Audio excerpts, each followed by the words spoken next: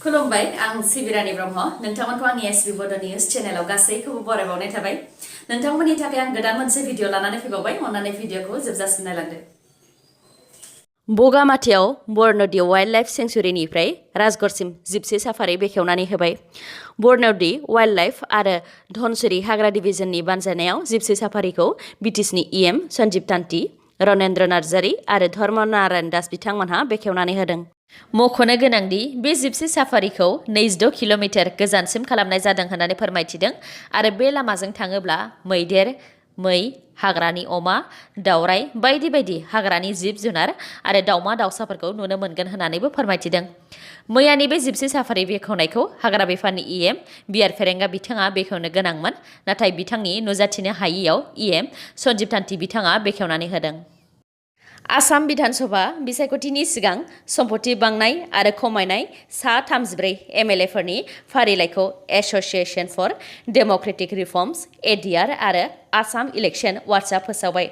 मख'नो गोनांदि जाय एमएलएफोरा 2011 आरो 2016 मायथाइयाव खेबनैबो देरहासारनो हादों बिथांमोन सा 34 एमएलएफोरनि सम्पति बांनायनि मादाव बिपिएफनि एमएलए चन्दन ब्रह्म बिथाङानो सेथि फारियाव दङ एडीआरनि रिपर्टनि बायदिब्ला बिपिएफनि एमएलए आरो मिनिस्टार चन्दन ब्रह्म बिथांनि सम्पतिया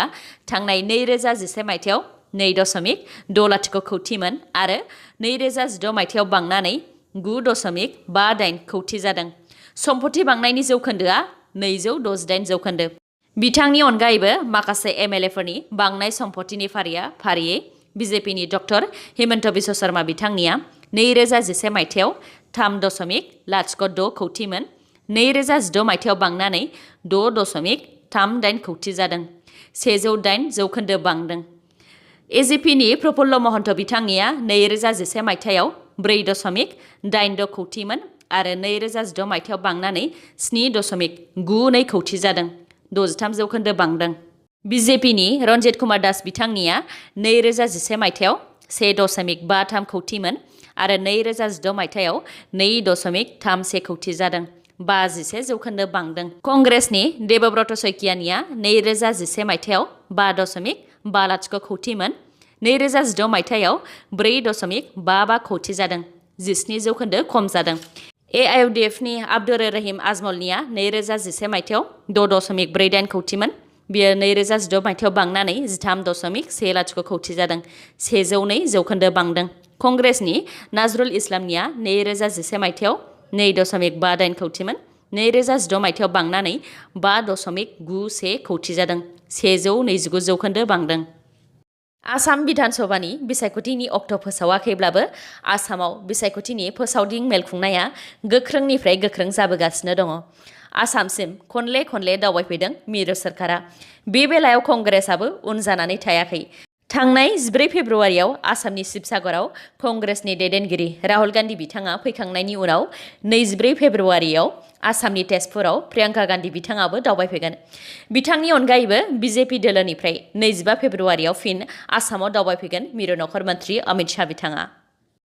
19 बोसोरनि उनाव गुजरातनि गोध्रा रेलवे स्टेशनाव सबरमती एक्सप्रेसनि डाब्बाखौ अर लागायनानै होनानै सा 59 सुबुंखौ बुथारग्रा मास्टार माइन्डनि सासेखौ हमनो हाबाय हमजानाय मास्टार माइन्डनि मुङा राफिक हुसैन भाटुक बे जाथाया थांनाय 2002 मायथाइनि 27 फेब्रुवारियाव जादोंमोन बे सानखालि सा 1700 भगवान राम सिबियारिफोरा अयोध्यानिफ्राय सबरमती एक्सप्रेसजों गुजरातनि आहमेदाबादसिम फैफिनगासिनोमोन आरो बिथांमोनहा धोरोमनि बायदि स्ल'गान होनानै दावबायदोंमोन गुजरातनि गोध्रा रेलवे स्टेशनाव बे ट्रेना लाखिफैनायाव गिबियाव स्टेशनाव साहा दखान होग्राफोर आरो भगवान राम सिबियारिफोरनि गेजेराव दावरावा जाग्रोदोंमोन मिथिनो मोननाय बायदिब्ला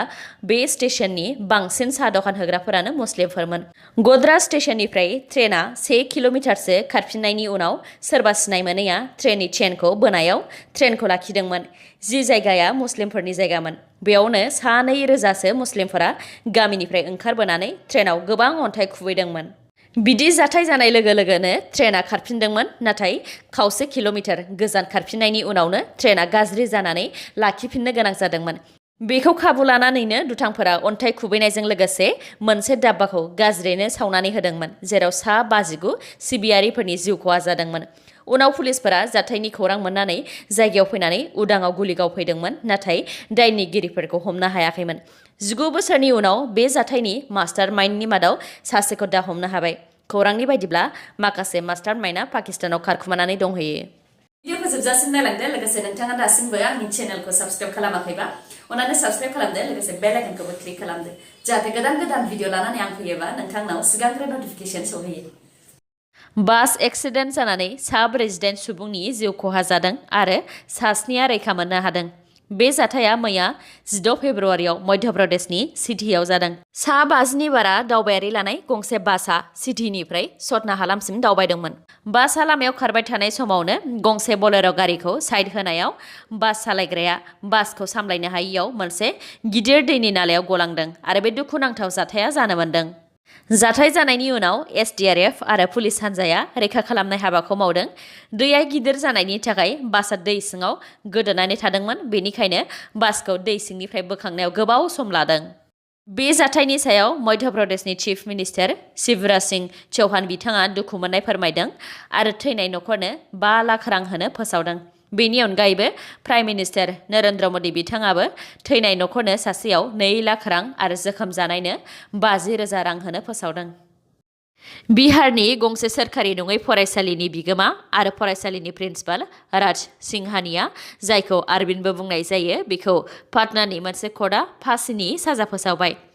राज सिंहानियाया पाटनानि निउ सेन्ट्रेल पाब्लिक स्कुलनि प्रिन्सिपालमोन आरो बियो 2018 मायथाइयाव गावनि फरायसालिनिनो सासे 5 थाखोआव फरायनाय 11 बोसोरनि फरायसुलिखौ गोबां खेब जिनाहारि खालामदोंमोन आरो बे फरायसालिनिनो अभिषेक मुंनि सासे फोरोंगिरिया बे गाज्रि खामानियाव मदद होदोंमोन बे जाथायखौ लानानै गथ'सानि नखरनि मानसिया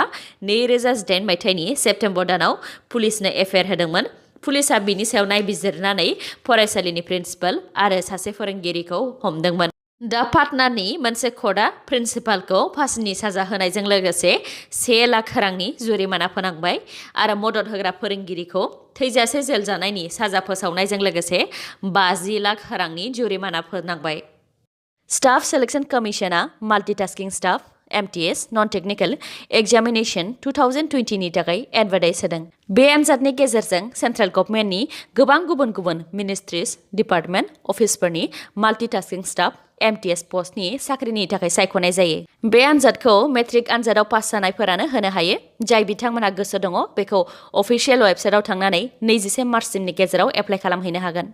बेनि अफिशियेल वेबसाइटखौ डेसक्रिप्शनाव होनाय जाबाय क'क्राझारनि बड'फा कालचारेल कमप्लेक्सआव 19, 20 आरो 21 फेब्रुआरियाव सानथामनि हाबाफारि लानानै BTC हारिमु बिफाननि बानजायनायाव हारिमुआरि सोलाय-सोल' रागाम हाबाफारि खुंगोन बे सानथामनि हाबाफारियाव बिटिआर ओनसोलनि गासै हारिफोरनि हारिमुखौ दिन्थिफुंनो हागोन जागायजेननाय सान 19 फेब्रुआरियाव रागाम मुंनि हारिमुआरि दिन्थिफुंनाय हाबाफारि लादों बे सानखालि गुबुन हारि माहारिनि गेजेराव माबोरै खौसेथि आरो गोजोन लाबोनो हायो बेनि सायावबो सावरायलायनाय जागोन 20 फेब्रुआरियाव आलायारननि देंखो दामगोन बेनि उनाव गाव हारिनि आर्ट दोरोङारि दिन्थिफुंनाय थागोन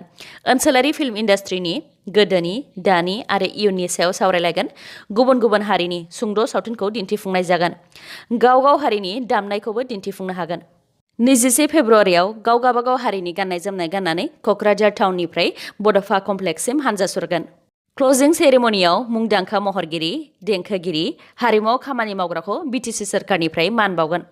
जोबनायाव हारिमु बिलिफां बेयाव मुंदांखा मेथाइ रोजाबग्रा जुबिन गार्ग सुलेखा मेनका बिग्राय आरो गौतम बिथांमोनहा बाहागो लागोन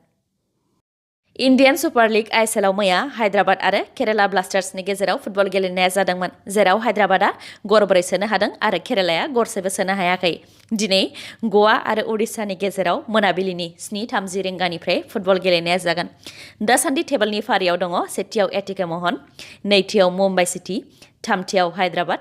ब्रैथियाव नर्थ इस्ट बाथियाव गवा दिनैनि भिडिअआ एसेनोसै गाबोन आरो गोदान भिडिअजों लोगो मोनफिनबावगोन नोंथाङा दासिमबो आंनि चेनेलखौ साबस्क्राइब खालामाखैबा अन्नानै साबस्क्राइब खालामदो लोगोसे लाइक कमेन्ट आरो शेयार खालामनो दाबाव गोजोन्थों